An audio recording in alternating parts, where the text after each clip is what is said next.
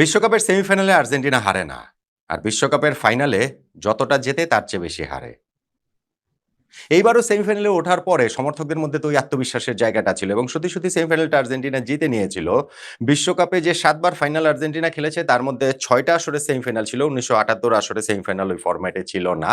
কিন্তু সেই ৬ সেমিফাইনালে আর্জেন্টিনা জিতেছে। কিন্তু ফাইনালে এই নিয়ে ৭ বার যে আর্জেন্টিনা ফাইনাল খেলল তার মধ্যে ৩ বার জিতেছে, ৪ বার আর্জেন্টিনা হেরেছে।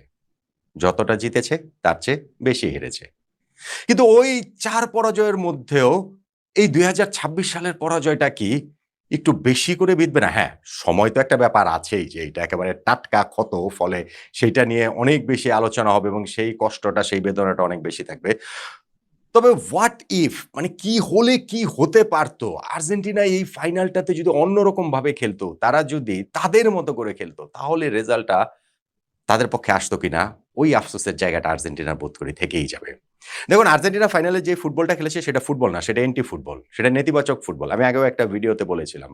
এবং সেইটা আপনি নিরপেক্ষ দর্শকদের যদি আপনি জানতে চান যারা হচ্ছে গিয়ে অ্যাবসোলিউটলি যারা নিরপেক্ষ তারাও কিন্তু ধরেন এই ফাইনালটাতে স্পেন জিতুক সেটাই চেয়েছে। চেয়েছেন মানে এই সেন্সে খেলা দেখার কথা আমি বলছি। এর মধ্যে আবার ওই যে ব্রাজিল, আর্জেন্টিনা এত কিছু আনার কোনো দরকার নেই। কেননা আর্জেন্টিনা খুবই নেতিবাচক ফুটবল খেলেছে।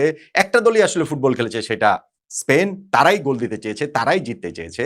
আর আর্জেন্টিনার স্ট্র্যাটেজি ছিল হচ্ছে গিয়ে তারা গোল খাবে না এবং যদি পারে তারা গোল দিবে এবং সেটা যদি না পারে টাই ব্রেকারে গিয়ে তো তাদের এমিলিয়ানো মার্টিনেজ রয়েছেন। এখন ফুটবলের টাই ব্রেকার পর্যন্ত যেতে ১২০ মিনিটের পথ পাড়ি দিতে হয়। মাঝখানে ইনজুরি টাইম সবকিছু মিলিয়ে ধরেন ১৩০-৩৫ মিনিটের ব্যাপার। এই সময়টা ধরে আর্জেন্টিনা এই স্ট্র্যাটেজিতে খেললো। হ্যাঁ, যদি এরকম হতো যে এই আর্জেন্টিনা দলের শক্তির জায়গাটাই এরকম বা দুর্বলতার জায়গাটাই এরকম যে না তারা আসলে গোল করতে পারে না, তাহলে সেটা মেনে নেওয়া যেত। কিন্তু এই আর্জেন্টিনা তো সেরকম না। এই আর্জেন্টিনা ওয়ার্ল্ড কাপে স্কোরিং টিম ১৯ টা গোল তারা সেমিফাইনাল পর্যন্ত দিয়েছে। এই আর্জেন্টিনা লিওনেল মেসি রয়েছেন যিনি গোল্ডেন বুটের রেসেই ছিলেন। ৮ জন গোল স্কোরার এই আর্জেন্টিনা টিমে রয়েছে। সেই আর্জেন্টিনা স্পেনের বিপক্ষে কেন এইভাবে দলকে সাজাবে? আমি ম্যাচ শেষে দেখছিলাম তাদের কোচ বলছেন যে যদি 11 ভার্সেস 11 থাকতো তাহলে ম্যাচের রেজাল্ট কি হতো সেইটা একটু মানে তিনি বলছেন যে আই এম কিউরিয়াস যে ওইরকম হলে কি হতো। এইটাও একজন কোচ মানে আমি ঠিক আসলে মেলাতে পারি না যে লিওনেল স্ক্যালোনি তিনি এইভাবে বলছেন, তিনি এইভাবে ভাবছেন, তিনি যেভাবে টিমটা সাজিয়েছেন সেইটাও আসলে আমি কোনোভাবেই এটা আমার কাছে অ্যাকসেপ্টেবল না। আর্জেন্টিনার সমর্থকরাও আমার ধারণা এইটা আসলে মেনে নিচ্ছেন না। দেখুন প্রথমত আর্জেন্টিনা এই ম্যাচটাতে আমি বলছি ফুটবল খেলতে নামে নাই। তারা মনে হচ্ছিল যে রেসলিং করতে নেমেছে। তারা যেইভাবে র‍্যাশ ট্যাকেল করেছে, যেইভাবে তারা হচ্ছে গিয়ে ফাউলের পর ফাউল করেছে, হ্যাঁ, এটা তাদের কৌশলের অংশ। আমি সেটা আন্ডারস্ট্যান্ডেবল, সেটা বুঝতে পারি। হ্যাঁ, আর্জেন্টিনা এরকম করে, অতীতেও করেছে, বিভিন্ন সময়ই করেছে। একেকটা দেশের খেলার একেকটা প্যাটার্ন থাকে। তাদের ওই যে কি বলা চলে যে তাদের যেভাবে বেড়ে ওঠা সেগুলার একটা ব্যাপার থাকে। সব আমি বুঝে নিলাম। কিন্তু ওই সেকেন্ড হাফে গিয়ে তারা যেইভাবে প্রতিপক্ষের উপরে চড়া হয়েছে, লিয়ান্দ্রো পারাদেস নেমেই তিনি হচ্ছে গিয়ে ওই যেই ধাক্কাটা মেরে একটা ফাউল করলেন না, দেখলো না? ওইটা নেমে অন্য আরেকটা আলোচনাতেও বলেছিলাম যে এটা একেবারে ডেলিভারেট। এইটা হচ্ছে গিয়ে প্রতিপক্ষকে তাতিয়ে দেওয়া, উস্কে দেওয়া এবং সেইটা করে আর্জেন্টিনার বেসটা বেরিয়ে আসে। তারা সেটা বের করতে চাইছে। কিন্তু সেই বেসটাকে আমরা দেখতে পেয়েছি। স্পেন তো সেই ফাঁদে মোটেই পা দেয়নি।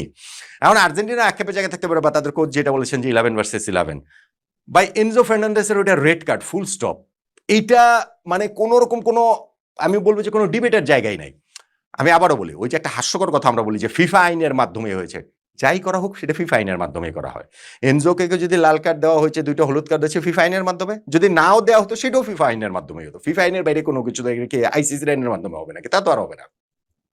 কিন্তু আমি বলছি যে ওই মতামতের জায়গাটা আপনি বেশিরভাগের ক্ষেত্রে মতামত আপনি জানতে চান, এক্সপার্ট না সাধারণ মানুষের জানতে চান।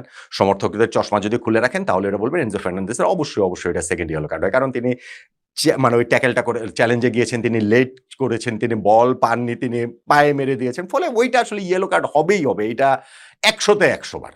এইখানটাতে আফসোস করার, দুঃখ করার, কষ্ট পাওয়ার কিছু না। বরং এনজো ফার্নান্দেসের নির্বুদ্ধিতা নিয়ে আপনি প্রশ্ন তুলতে পারেন। যেই লোক কিছুক্ষণ আগে মিনিট ১০ আগে ডিসেন্টের জন্য রেফারির সিদ্ধান্ত অখুশি প্রকাশ করে একটা হলুদ কার্ড দেখেছেন, হয়তো ওই হলুদ কার্ড দেখার কোনো প্রয়োজনই ছিল না।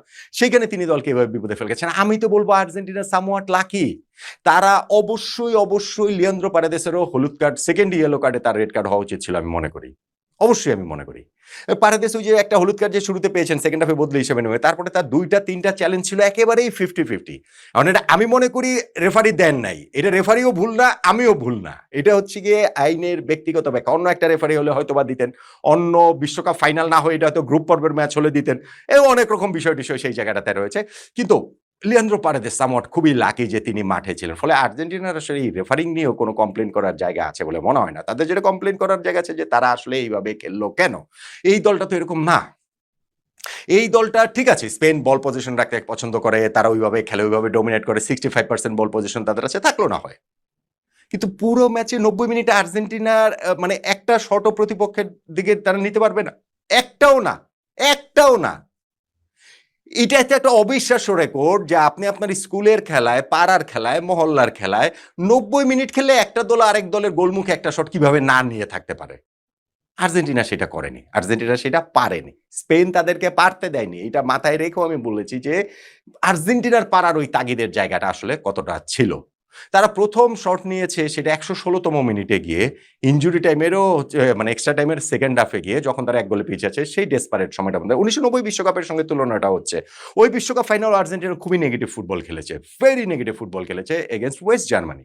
এবং যেই পেনাল্টিটা তাদের দেওয়া হয়েছিল তাদের এগেইনস্টে এখনো আপনি ইউটিউবে গিয়ে দেখতে পারেন। আমি মনে করি যে রেফারির ওই সিদ্ধান্তটা ভুল ছিল। আর্জেন্টিনা ওই জায়গায় অবশ্যই আনলাকি। ওই পেনাল্টিটা নাই দিতে পারতেন মেক্সিকো রেফারি এডগার্ডো কোরেসাল। কিন্তু তাতে তো আর ওই সত্য মিথ্যা হয়ে যায় না যে ওয়েস্ট জার্মানি ওই ফাইনালটাতে ডমিনেট করেছে। স্পেন যেমন ২০২৬ ডমিনেট করেছে ঠিক তেমনি ওই ফাইনালটাতে ওয়েস্ট জার্মানি ওই ৯০ মিনিটের মধ্যে তারা ২৩টা শট আর্জেন্টিনার হচ্ছে গিয়ে ওই গোলে শট নিয়েছে। আর্জেন্টিনার গোলে শট ছিল কটা জানেন? একটা। মানে এইখানে এই ফাইনাল তো ০টা ছিল, সেই ফাইনালেও একটা ছিল। তারপরেও সেই আর্জেন্টিনার ডিফেন্সে আপনি ২ টা কথা বলতে পারবেন। নাম্বার ১ ওই ওয়ার্ল্ড কাপের পুরোটাই আর্জেন্টিনা এরকম নেগেটিভ ফুটবল, জঘন্য ফুটবল খেলেছে। পুরাটাই। এই ওয়ার্ল্ড কাপে তো আর্জেন্টিনা সেটা খেলেনি। এবং সেই ওয়ার্ল্ড কাপ ফাইনালে আর্জেন্টিনার ৪ জন প্লেয়ার সাসপেন্ডেড ছিল। ফাইনালে ফার্স্ট 11 এ ৪ জন প্লেয়ার খেলতে পারেনি ইনক্লুডিং ক্লাউদিও ক্যানিজিয়া। ফলে কোচ কার্লোস বিলার্দোর সেই জায়গাটাতে এইরকমভাবে নেগেটিভ অ্যাপ্রোচে যাওয়ার আপনি একটা ডিফেন্স দাঁড় করাতে পারেন। ২০২৬ বিশ্বকাপ ফাইনালে কি ডিফেন্স দাঁড় করাবেন?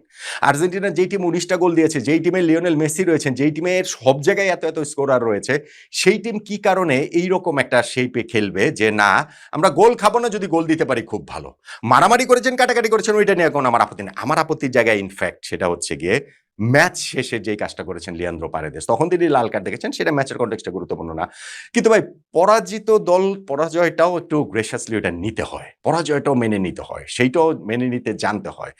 ফাইনাল হুইসেল হয়ে যাওয়ার পর পারেদেস যেইভাবে ওইখানে স্পেনের ফুটবলারদের সঙ্গে এরিক গার্সিয়ার সঙ্গে আরো কে ছিলেন ধাক্কা মারলেন, মুখে ঘুষি মারলেন। এইটা আসলে একেবারে মানে খুব লজ্জাজনক। ওইটা ভীষণ লজ্জাজনক। লিওনেল মেসি দেখেন নাই, তিনি তো স্পেনের সব খেলোয়াড়ের সঙ্গে হ্যান্ডশেক করেছেন, তাদের সঙ্গে মিলে। ঠিক আছে, পরাজিত হয়েছেন সেটা তো মেনে নিতে হবে। এটা তো এন্ড অফ দ্য ওয়ার্ল্ড না। কিন্তু ওই সময় লিয়ান্দ্রো পারেদেসের যে রিঅ্যাকশনটা ছিল সেইটা কোনোভাবেই আসলে এটা অ্যাকসেপ্টেবল না। ফুটবল মাঠে আমরা ওইটা দেখতে চাই না। মাঠেও আর্জেন্টিনা যেই ফুটবল খেলেছে সেই ফুটবলটা আমরা দেখতে চাই না এবং স্পেশালি পুরো ওয়ার্ল্ড কাপে আর্জেন্টিনা যেরকম খেলেছে তার প্রেক্ষিতে। এখন ঘটনাটা হচ্ছে কি যে গত বিশ্বকাপের সঙ্গে যদি আপনি তুলনা করেন তাহলে গত বিশ্বকাপেও আর্জেন্টিনা নকআউট পর্বের ম্যাচগুলোতে প্রেসারে পড়েছিল। প্রেসারে প্রায় ভেঙে যেতে বসেছিল। কিন্তু আপনি দেখেন প্রত্যেকটা ম্যাচ আর্জেন্টিনা ডমিনেট করেছে। রাউন্ড অফ 16 ম্যাচ অস্ট্রেলিয়ার বিপক্ষে আর্জেন্টিনা ডমিনেট করেছে। হ্যাঁ, ২ গোলে এগিয়ে যাওয়ার পর ১ গোল খেয়ে লাস্টে এমি মার্টিনেজের সেই 1-on-1 সেভের কারণে তারা বেঁচে গেছে, কিন্তু ম্যাচ তারা ডমিনেট করেছে। কোয়ার্টার ফাইনাল নেদারল্যান্ডসের বিপক্ষে থরলি ডমিনেট করেছে। কিন্তু ওই যে শেষ দিকে গিয়ে ভেগস্টের ২ টা গোল খেয়ে খেলে এক্সট্রা টাইমে গেল। তারপরে পেনাল্টি শুট আউটে গিয়ে এমি মার্টিনেজের বিরুদ্ধে তারা জিতেছে। কিন্তু ম্যাচ আর্জেন্টিনা ডমিনেট করেছে। সেমিফাইনাল তো একতরফাই খেলেছে ক্রোয়েশিয়ার বিপক্ষে। ফাইনাল ম্যাচটাও ফ্রান্সের বিপক্ষে পুরোটাই আর্জেন্টিনা খেলেছে। আনটিল ওই যখন ১ মিনিটের মধ্যে ২ টা গোল দিয়ে দিলেন, ২ মিনিটে ২ গোল দিয়ে দিলেন ওইখানে কিলিয়ান এমবাপ্পে। তো এই বিশ্বকাপে কি আপনারা সেটা বলতে পারবো? হ্যাঁ, এই বিশ্বকাপে আর্জেন্টিনা একটা ডিফারেন্ট আর্জেন্টিনাকে আমরা দেখেছি। আমি বলছিলাম যে স্ট্রিট ফাইটার আর্জেন্টিনাকে দেখেছি। তারা এই যে নকআউট পর্বে যতগুলো ম্যাচ রয়েছে সেটা কাবো ভের্দে, মিশর, সুইজারল্যান্ড এবং হচ্ছে গিয়ে ইংল্যান্ড, সেই ম্যাচগুলোতে পিছিয়ে পড়ে বা কোণঠাস অবস্থায় শেষ সময় গোল দিয়ে তারা বেরিয়ে এসেছে। সেইটার একটা ক্রেডিট তো অবশ্যই আছে। কিন্তু এট দ্য সেম টাইম কোনটা ম্যাচে কি আর্জেন্টিনা ডমিনেট করেছে? আর্জেন্টিনা তো ডমিনেট করেনি। আর্জেন্টিনা সামওয়াট লাকি ছিল অনেকগুলো জায়গায়। সেটা রেফারিং ডিসিশন এর কথা বলেন, সেইটা ধরেন হচ্ছে গিয়ে তাদের পাথওয়েটার কথা বলেন, সেইটা বিভিন্ন দলের ব্যর্থতার কথা বলেন। সো অনেকগুলো জায়গাতে আর্জেন্টিনা লাকি ছিল এবং সেগুলো নিয়েই তারা ফাইনাল পর্যন্ত এসেছে। কিন্তু সেই ফাইনালে তারা যেই ফুটবলটা খেলেছে সেইটা নিয়ে আসলে লিওনেল স্ক্যালোনির প্রাউড হওয়ার কিছু নাই। আর্জেন্টিনার এই দলটাও আই এম সিউর যে ধরেন আজকে ২৪ ঘন্টা পর আবার যদি এই বিশ্বকাপ ফাইনালটা হয়, গতকালকে স্পেন যেভাবে খেলেছে আজকে স্পেন অ্যাবসোলিউটলি সেভাবে খেলবে। কিন্তু গতকাল আর্জেন্টিনা যেভাবে খেলেছে, আমার মনে হয় না যে আজকে আর্জেন্টিনা সেভাবে খেলবে। তাদের কোচ লিওনেল স্ক্যালোনি অন্যভাবে হয়তোবা ভাবতেন। মানে বিশ্বকাপ ফাইনাল হয় নাই সেটা ধরে নিয়ে আমি জাস্ট শুধু বোঝানোর জন্য বলছি। তো আর্জেন্টিনার যে এন্টি ফুটবল, সেই এন্টি ফুটবলটা শেষ পর্যন্ত তাদের মানে নিজেদের দিকেই ফেরত এসেছে। সেইটা করে আর তারা বিশ্বকাপ শিরোপাটা জিততে পারেনি এবং সেইটা নিঃসন্দেহে লিওনেল স্ক্যালোনিকে অনেক দিন আমার মনে হয় পোড়াবে যে এই বিশ্বকাপ ফাইনালটা যদি তারা অন্যভাবে খেলতো, অন্যরকম খেলতো তাহলে হয়তোবা কি হতে পারত? জার্সিতে 4th স্টারটা তো বসলেও বসতে পারত। ওই আফসোসটুকু লিওনেল স্ক্যালোনি, লিওনেল মেসিদের অবশ্যই